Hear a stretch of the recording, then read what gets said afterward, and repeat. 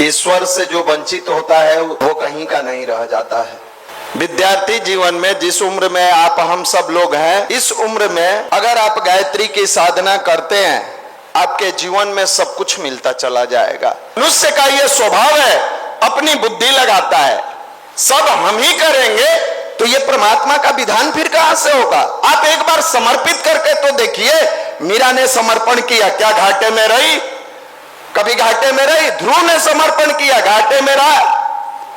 भगवान रामचंद्र के लिए भरत ने समर्पण किया, तो आज भी भाई के रूप में भरत का ही नाम लिया जाता है। समर्पित कर दिए कि जिस पर भैया जिस गद्दी पर नहीं बैठेंगे, ये छोटा भाई क्या बैठेगा।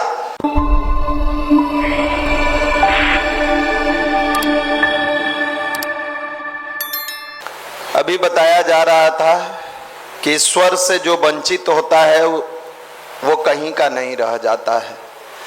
यानी बार बार इसी बात को हमारे गुरुजी लिखे हैं कि ईश्वर के साथ साझेदारी हर दृष्टिकोण से मुनाफे का सौदा है। आप जिस भाव से करिए, डिपेंड आप पर करता है। नल नील किए अपने भाव से, परमात्मा ने उनको दिया। सुग्रीव किए अपने भाव से, भगवान राम ने दिया। विभीषण किए अपने भाव से, उनको भी मिला। निस्वार्थ भाव से हनुमान किए, क्या घाटे में रहे? जाकर देखना है तो आज देख लीजिए, 1:30 बजे की 1 बजे रात से लाइन लगा हुआ है।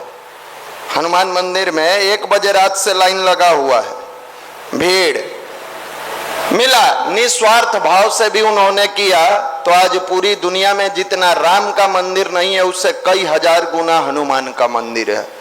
जहां जाइएगा जगह जगह मिलेगा। विद्यार्थी जीवन में जिस उम्र में आप हम सब लोग हैं, इस उम्र में अगर आप गायत्री की साधना करते हैं, आपके जीवन में सब कुछ मिलता चला जाएगा। आप सुबह सुबह पूजा के लिए उठते हैं, बासी फूल भगवान को चढ़ाते हैं कि ताजा फूल? बासी नीचे का गिरा हुआ उठा के ले जाकर चढ़ा देते हैं, नहीं ना चढ़ाते हैं। क्यों? फूल भी चढ़ाते समय आपके मन में यह भाव आता है कि ईश्वर को ताजा फूल चाहिए। तो जब फूल ताजा पसंद है, तो ईश्वर को साधक कैसा पसंद होगा? जवान की बूढ़ा? बोलिए। नहीं, घुटना घिस गया है, चलने में दिक्कत हो रहा है, बस जहां है वहीं से नहीं। ईश्वर को हमारे गुरुजी कहते हैं, बेटा ईश्वर को युवा साधक पसंद है। युवा साधक क्यों? क्योंकि एक युवा अगर बेहतर बनता है तो किसी का बेटा नहीं बनता है। बेटा तो बनता ही है, किसी का भाई बनता है, किसी का मित्र बनता है, किसी का सखा बनता है, राष्ट्र का नागरिक बनता है। तो इसलिए जैसे भगवान को ताजा फूल पसंद है, वैसा ही युवा साधक पसंद है। युवा साधक जब होगा, सही राह पर चलेगा, बहुत सारे लोगों को सुधारते चला जाएगा। आप जानते हैं, आपके 10-20 मित्र होते हैं, अगर आप अच्छा बनेंगे, आपका सर्किल अच्छा बनेगा, आपका मित्रता अच्छे लोगों से होगी। मित्र जैसे जैसे अच्छा होगा, वो जिस जिस पद पर जाएगा उतने डिपार्टमेंट को अच्छा बना देगा। इसलिए भगवान को युवा साधक पसंद है। और ये 9 दिन की नवरात्र साधना में हमारे हजारों की संख्या में भाई बहन जो शामिल हुए हैं, उनसे भाव भरा निवेदन है कि जो शक्ति मिला है, आपने 9 दिन तपश्चर्या किया है, गायत्री मंत्र की साधना की है, ध्यान किया है, इमोशंस के साथ अपने गुरु से रिश्ता जोड़ा। अब ऐसा नहीं कि 9 दिन समाप्त, अब तो भैया समाप्त तो हो गया, फिर हम उसी ट्रैक पर लौट के चले आए। नहीं, शक्ति संचय करके उसको सही दिशा देना है। सही दिशा कैसे देंगे? तो जिस भाव में हम 9 दिन का नवरात्र किए हैं, उसी भाव में अब संकल्प ले लेना है कि प्रत्येक दिन 30 मिनट गायत्री मंत्र की साधना करेंगे। ठीक है, आपके खान पान पर थोड़ा सा 9 दिन आपने फल में किया, फिर अन्न खाने लगिएगा। भोजन से कोई बहुत बड़ा महत्व नहीं है, भोजन का महत्व वहां है। हाँ, इसका मतलब ये नहीं कहते जो मन में आए वो खाइए। भोजन का महत्व वहां पर है जहां अधिक भोजन आप करेंगे या थोड़ा सा गरिष्ठ भोजन करेंगे तो ध्यान में आपको असुविधा होगी। लेकिन नियमितता पूर्वक अगर ये जो शक्ति का उपार्जन हुआ है, संचय करते हुए 30 मिनट अब नियमित उसी भाव में आप कितना बजे यहां बैठ जाते थे सामूहिक साधना में? बोलिए। अब ये रूटीन में शामिल कर लीजिए। ऐसा नहीं कि फिर अब 9 दिन, भैया 9 दिन तो कैसे भी जग गए, अब 10वां दिन से फिर कहियो 9 बजे, कभी 11 बजे, कभी 12 बजे, कभी मन हुआ तो किए नहीं। अब यहीं से आपको एक दिशा मिली है, उस दिशा को आप अपने जीवन में उतारिए। समय देके, घड़ी देके एकदम 6 बजे अपने कमरे में बैठ गए। गुरुदेव लिखे हैं, स्पष्ट लिखे हैं कि समय के साथ अगर नियमितता पूर्वक गायत्री की साधना करते हैं तो वो काफी फलित होता है। समय के साथ एकदम 2-4-5 मिनट आगे पीछे हो सकता है, लेकिन इसका मतलब ये नहीं है कि 2-4-5 मिनट के बाद 10 मिनट कर दिए, फिर 1 घंटा कर दिए, अपने अनुसार रूटीन न बनाएंगे। आपने 10 दिन तक पूरे भाव से, पूरे इमोशन से ब्रह्मचर्य व्रत का पालन किया है, जो युवाओं के लिए शक्ति उपार्जन का समय होता है और जो शक्ति को बेहतर बनाता है। खास करके विद्यार्थी जीवन में अगर आप ब्रह्मचर्य का पालन करते हैं तो गुरुदेव ने स्पष्ट लिखा है, उन्नति का मूल मंत्र ब्रह्मचर्य है। यह ब्रह्मचर्य की ताकत हमारे मस्तिष्क को मजबूत बनाती है, हमारी गेनिंग कैपेसिटी को बढ़ाती है, रिकॉलिंग पावर, वर्क इफिशियंसी को बढ़ाती है। इतना ही नहीं, हमारे अंदर के भाव को जागृत करता है, हमारे अंदर के इमोशंस को जागृत करता है। और ध्यान क्या है? ध्यान एक ऐसी प्रक्रिया है जो मनुष्य को निगेटिव रास्ते पर चलने से रोकती है।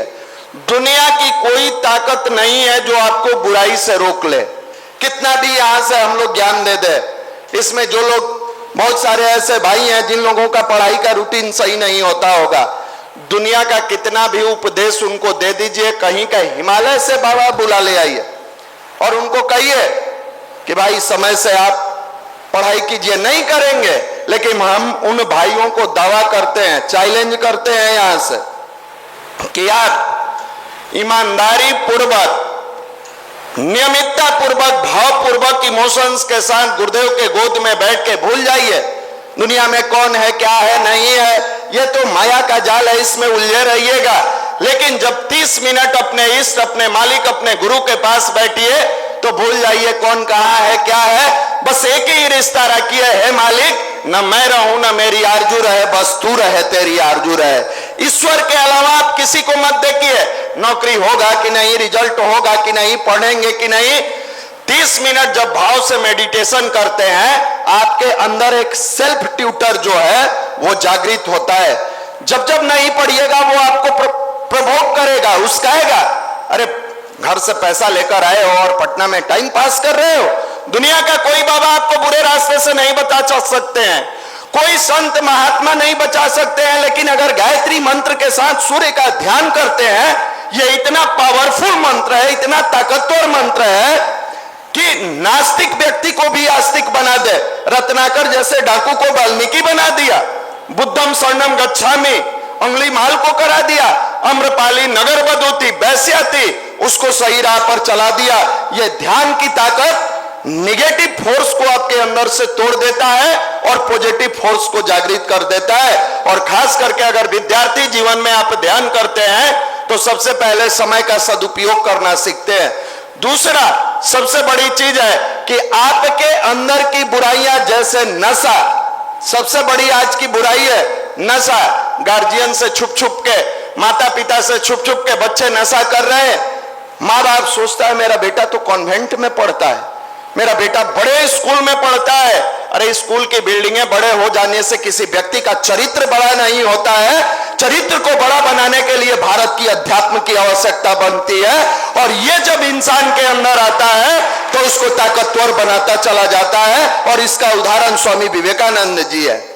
स्वामी विवेकानंद जी है, जब रामकृष्ण परमहंस ठाकुर के पास गए तो उनके जीवन में भी संघर्ष था। नौकरी के लिए रोते थे, तड़पते थे, बिलखते थे, बहन की शादी करनी थी, बहुत सारी समस्याएं जीवन में आ गई थी, टूट गए थे। हम सब भी टूट जाते हैं, आप भी टूट जाते हैं। लेकिन ठाकुर कहते हैं एक बार अपने आप को समर्पित कर दो। मनुष्य का यह स्वभाव है, अपनी बुद्धि लगाता है, सब हम ही करेंगे तो ये परमात्मा का विधान फिर कहां से होगा। आप एक बार समर्पित करके तो देखिए। मीरा ने समर्पण किया, क्या घाटे में रही? कभी घाटे में रही? ध्रुव ने समर्पण किया, घाटे में रहा। भगवान रामचंद्र के लिए भरत ने समर्पण किया, तो आज भी भाई के रूप में भरत का ही नाम लिया जाता है। समर्पित कर दिए कि जिस पर भैया जिस गद्दी पर नहीं बैठेंगे, ये छोटा भाई क्या बैठेगा।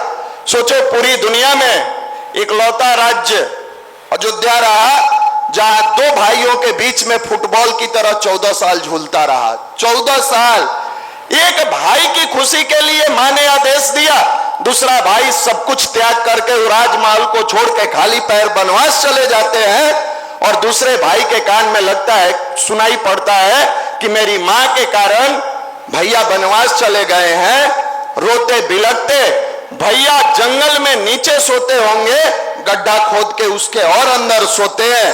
यह त्याग की भावना कहां से आएगी? किस इंस्टीट्यूट में पढ़ाया जाएगा जहां भाई भाई में प्यार हो जाए, पति पत्नी में प्यार हो जाए, मां बेटे में प्यार हो जाए, एक दूसरे में इमोशंस आ जाए? किसी इंस्टीट्यूट में नहीं है। बड़े कॉलेज में पढ़ा लीजिए, बड़े कोचिंग में पढ़ा लीजिए, बड़े इंस्टीट्यूट में पढ़ा लीजिए, ये प्यार का पाठ पढ़ाने का काम हमारे यहाँ अध्यात्म करता था। अध्यात्म करता था, गुरुकुल में मिला करता था। आजकल हम लोग मॉडर्न हो गए। किसी का बच्चा अगर घर पर कोई व्यक्ति आया, गायत्री मंत्र सुनाया, तो सामने वाला भी कहता है इसको बाबा बनाइएगा। मजाक उड़ाया जाता है, इसको बाबा बनाइएगा, ये गायत्री मंत्र पढ़ता है, ये महामृत्युंजय मंत्र पढ़ता है। वही बच्चा कोई रिश्तेदार आए, मामा फूफा नाना चाचा काका कोई आए, मौसी आई, अंग्रेजी में पोएम सुनाता है, ट्विंकल ट्विंकल, बड़ा खुश होता है लोग। वाह, आपका तो बच्चा 4 साल का है, कितना अच्छा पोएम गाता है, कितना बढ़िया पोएम सुनाता है, उसको स्टेटस माना जाता है। हमारा बच्चा अंग्रेजी में पोएम सुना रहा है, गायत्री मंत्र सुनाता है, नहीं नहीं आउटडेटेड है, ये बूढ़े लोगों के लिए है। वही बच्चा धीरे धीरे धीरे धीरे बड़ा होता है। जो गायत्री मंत्र बच्चा करता था, उसके अंदर वो भाव जागृत रहा, वो बड़ा हुआ, फिर भी मां का साथ नहीं छोड़ा। हर दिन पुकारता रहा गायत्री मंत्र के रूप में, 24 अक्षर की प्रार्थना करता रहा, गुहार करता रहा। उसके अंदर ममत्व का भाव जागते रहा कि इस दुनिया में अगर कहीं कोई शक्ति है तो परिवार में है, माता पिता में है, घर में है। क्योंकि वो पढ़ाई के साथ साथ अध्यात्म के रास्ते पर चलता था। बड़ा हुआ, एक ट्विंकल ट्विंकल करके बड़ा हुआ, एक ओम भूर्भुवः स्वः तत्सवितुर्वरेण्यम करके बड़ा हुआ। दोनों के जीवन में आया, एक आगे बढ़ते हुए कारपोरेट सेक्टर में गया, दूसरा गायत्री मंत्र जपते हुए कारपोरेट सेक्टर में गया दोनों। ऐसा नहीं कि एक को मिलता है दूसरा खाली रह जाता है, नहीं, जो नहीं जपा उसको भी मिला, जो जपा उसको भी मिला। जो ट्विंकल ट्विंकल वाला था कारपोरेट में गया, अपने आप को कारपोरेट बना लिया। जो गायत्री मंत्र वाला था, ऑफिस तक कारपोरेट का काम करता था, ऑफिस से निकलने के बाद वही आध्यात्मिक गुण के साथ अपने परिवार के बीच में समय बिताता था। बड़े होने के बाद समय निकला, ट्विंकल ट्विंकल सुनकर जिनको खुशी होती थी, फोन पर फोन लगा रहे हैं, बाबू तबीयत खराब है, आ जाओ अमेरिका से। बेटा कहता है पापा ट्विंकल ट्विंकल लिटिल स्टार। अब वो ट्विंकल ट्विंकल वहीं से दिखा रहा है कि देखिए तारा, बचपन में दिखाए थे हमको तारा, अब आप देखिए, हमको टाइम नहीं है, ऑफिस की जिम्मेवारी है, ये है वैसे है, हम नहीं छोड़ के आ सकते। माफ करिएगा भाई, किन्हीं के परिवार में कुछ ऐसा अगर कोई होंगे तो नहीं सुनता है। इसके अंदर आता है भाव, इसको भी फोन जाता है, तुम्हारे पिता की तबीयत खराब है। कहता है पापा चिंता न करिए, हम लगे हैं, बॉस से बात करते हैं। इमोशंस, भाव मनुष्य का सर्वोपरि है और कुछ नहीं है।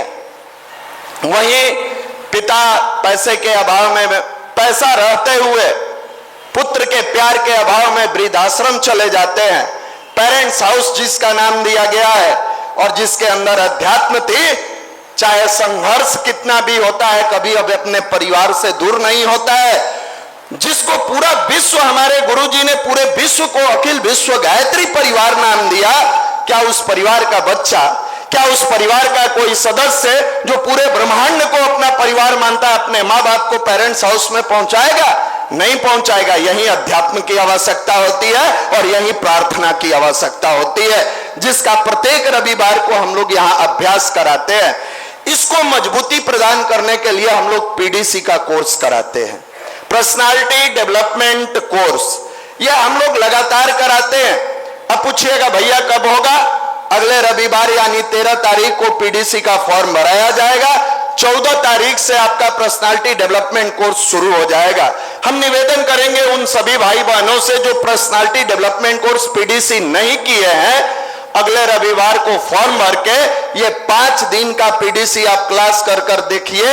आपके पढ़ाई की रूटीन से लेके आपका लाइफ स्टाइल, आपका कार्य करने की क्षमता, सब कुछ बदलता चला जाता है।